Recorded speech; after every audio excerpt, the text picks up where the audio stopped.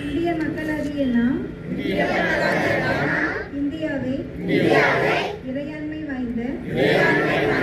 சமத்துவ மதச்சார்பற்ற மக்களாட்சி நிலையிலும் வாய்ப்பிலும்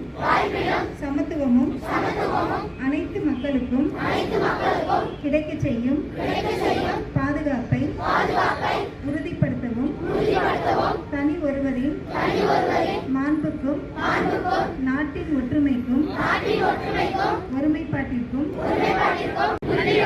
தீர்மானிக்கப்பட்டு நம்முடைய அரசியலமைப்பு நிர்ணய சபையில் இந்திய